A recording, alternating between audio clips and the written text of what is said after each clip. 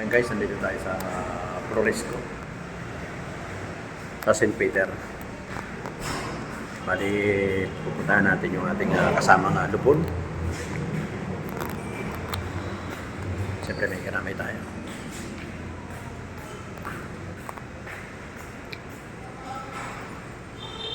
Para guys, pasok tayo. Masakit man pero talagang ganun ang buhay ng tao. Laging una-una lang yan. So, tara. Punta tayo guys. Nagbibigay tayo ng kunting mensahe sa ating kasamang lupon. Kay paring kasamang Rolando Domingo. Ay, aka Doc. Tara, go. Let's go. Jesus. Holy Mary, Mother of God, pray for us sinners now and at the hour of our death. Amen. Glory be to the Father, the Son, and the Holy Spirit. Kami po ay kasama sa lupon ko. Lupon ko pamayapa po ng barangay na Sangkulan. Ito po ay bibigyan kami ng kaibigan ng parangal para sa aming kapatid. Nauna sa ating pamayapa. At dito po ay sa isa na kami magbibigay na po. Tama, kumiyal pa kami namin yung po kumiyal sa ating pagsasama. Yan niyo po, si Doc Raji ay talagang napakasikla. At sa totoo lang, kami lahat sa buhay. Nagiging masigla ang grupo dahil sa kanya. Ito po ay talagang napakasakit po. Kami nagdulat sa nangyari sa kanya. Sa talagang sa aming puso, pakikiramay sa pamilya. Alam po ang bigat ng pamilya pagkakita. Pero dapat natin isipin, kaya ay nato na hindi na siya nailaman. Hindi na siya sa pilihan. Sisimulan po ito. Kami pong kasama si Dr. Garden. Napaka-peaceful of joy. Wala akong ginawa yung masinatabi ko. Walang ginawa kundi mangiliti. Masyadong iwan ko, parang nagkakatawanan kami lagi. Dahil sa kanya, yung mga jokes niya, yung talagang kakalapitin ka ng ganyan, bigla, nakakalungkot. Nung malaman ko, kaya yung kagabi, medyo naaalala ko yung ginagawa na nahirapan din akong matulog. Dahil nakikita ko paano nararamdaman ko yung anong ano na ganyan. Pagkalapit, yung mga ganyan. Pero he's also full of wisdom. Kaya po sa aming magkakasama, talagang ang bawat isa sa amin ay nagulat. Talagang masaktan. Dahil bawasan po ang aming grupo. Isang nagbibigay sila sa amin. Kaya po sa araw na ito, ay isa po kami nagbibigay na konting pamilya sa point na yan na nakatunan. Una po napakilala sa inyo ang aming Pangulo, ang aming Presidente, na si Brother Rolando Rapor. Magbibigay po ng theology.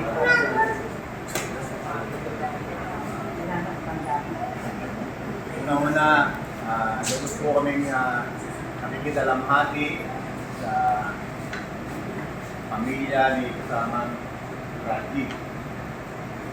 Hindi po na yung tatanong, way back 1993, kakilala kami. Meron kaming choir, simbahan, at nag-join silang mag-asawa. Wala pa yung mga anak niya. Purpose siguro niya na noon para biyayaan ng anak. So, unang dumating si Christopher. Diba? And then, how many years bago siya nasundan? 2 years. Si Ina naman. So, naging active sila sa simbahan at way back 1993 o 1994, naging member kami ng Christ in Us Marriage Encounter. Class 13. Binibiro ko nga, sabi ko, swerte mo naman. January 30 ng birthday mo. Tapos ang class natin is 13. And then, naging member din kami ng Knights of Columbus sa simbahan. Naging active din siya pag meron kami mga project, mga sa bowling tournament. Naging active siya. Tapos noong 2003, kami ang original. 5 na lang kami natitira pero may 4 na lang. Kami ang original na kinuha ni Kapitan Yes Mananasta ng miyembro ng Lupon. So, ganun kahaba ang pagsasama namin ni Raji. At marami siyang mga nagawa na bilang dentista ng ating barangay. Marami siyang nagawa na itulong sa barangay. At the same time, kiyali siya ng city government ng Malaboy. Naging masaya siyang kasama at halos lahat ng kasama namin yung Lupon kabiruan niya. Lagi siya nag-umpisa ng katatawanan. Masaya ang kasama si Raji. At ang last nga nung May 18, huli namin siya nakasama. Dahil birthday ng aming isang kasamaang Lupon. At yun ang huli. Tapos kinabukasan, meron din kami naka-schedule na salo-salo or outing, hindi na siya nakarating. At napalitaan namin mga 2 o'clock ng araw na yun, noong May 19, na nakakumpay na pala siya sa So,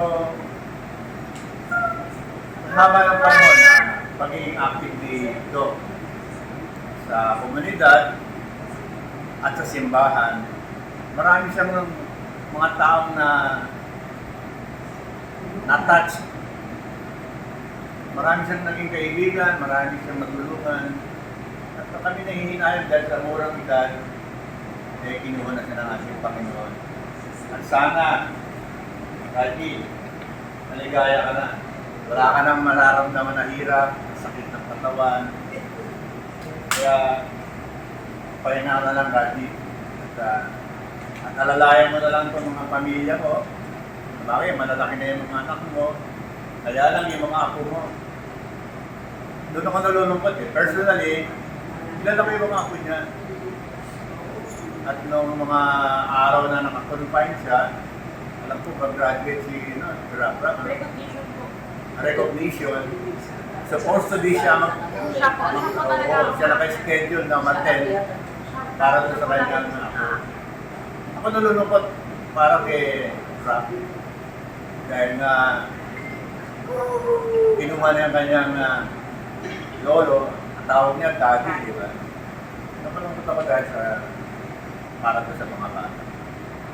So yun lang po at panalangin natin na nawa maging maluwalhati yung pagpanik niya sa taas kasama ng ating Panginoon. Magandang po.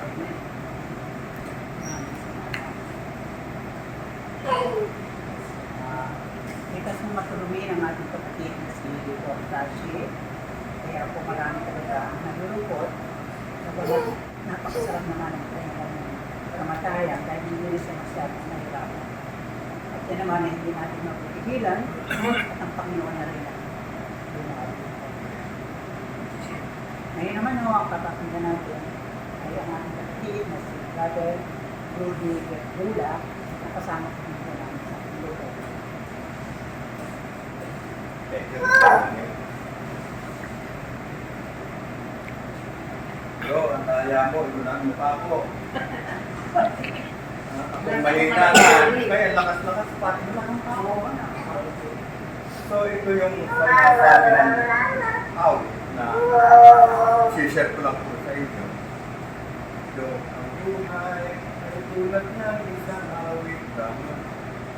May simula at may katatasan. Ano nga lang kainat na tanging Diyos lamang ang nakakailan. Tama po. Ang buhay natin ay napakakilang.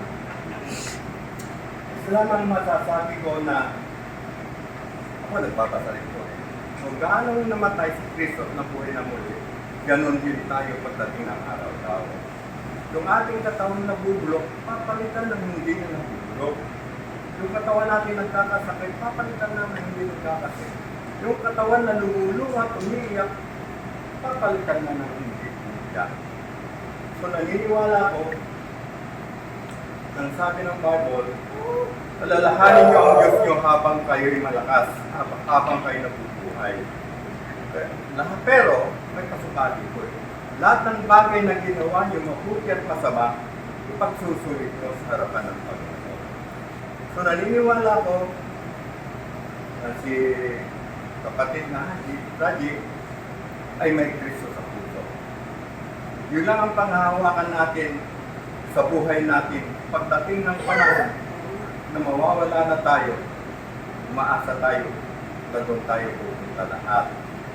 So, salamat at narito kami lahat upang makiramay kay Doc na napakabuti at napakabait na tao. Hindi namin matatawaran ng kanyang kabaitan at yung kanyang mga joke sa amin, mga joke ang siya eh. So, doon din sa pamilya, huwag tayong, bagamat tayo ay nalulungkot, alisin natin yung lungkot sa buhay natin sapagkat alam natin na siya ay pupunta na roon. Dapat nga tayo ang pinapanalangin at iniiyakan sapagkat hindi na pa natin alam kung saan po tayo pupunta at ano pa ang mangyayari sa atin. Pero siya, alam natin na naroon na siya. Piluhan na siya ng Panginoon. Wala naman po kahit pigilan natin, hindi po natin magpipigilan ng buhay natin. Kahit tampak-tampak, kahuntaw ng pera natin. Pagka pinuha na tayo ng Panginoon, wala tayong magagawa. Siya lamang ang nakakalam doon. Kaya naniniwala ko, kung hali, bumalik ka na sa taas. Salamat po sa inyo lahat. Nakikiramay po kayo sa pamilya. Maraming salamat, Kapatid Rudy. Ngayon po ay Tumawa. marami namin siyang kasama, kaya marami kami ay kukwento tungkol sa kanya. At ngayon po, bibigay ko naman sa inyo ay ang aming kapatid na Brother Owen po.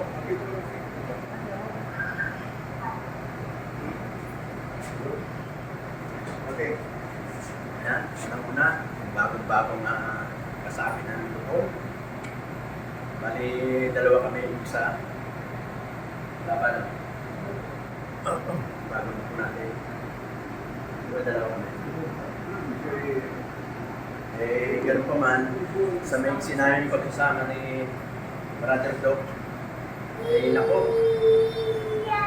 Kaya pala nung Sabado, ay nung linggo, tinitext ko siya. Usually nung mga nakarang araw, isang text ko lang sa kanya. Sagot ka agad yan. Siguro naka 50 na yata akong text, hindi sumasagot yan. Sabi ko, ba't kaya hindi sumasagot? Tanong na ako sa mga kasama namin, ano nangyari? Tapos sa atin, mga ilang minuto lang, nag-text ka agad, may nag-text sa kasama namin na sinugod niya raw sa hospital. Ganun pa man, wala na kaming taga-biro. Sabi ko si Doc, may magsusundot sa opisina. Talaga sa iksi namin pagkasama, napakasaya talaga dito. Ano naman sabi ko? Yan. Doc! Kunti lang. Sana Hindi ako kahit nandun ka, magbiro ka pa rin. pumunta. Kasama natin yan. Pati na rin sa pamilya. Sa live po. Ayan. Ayan, prayer. So yun guys, hanggang dito na lang. Sa pamilyang Rolando Domingo, condolence po sa inyo lahat. Hanggang dito lang guys, maraming salamat po. Thank you. Ingat po lahat. Bye-bye.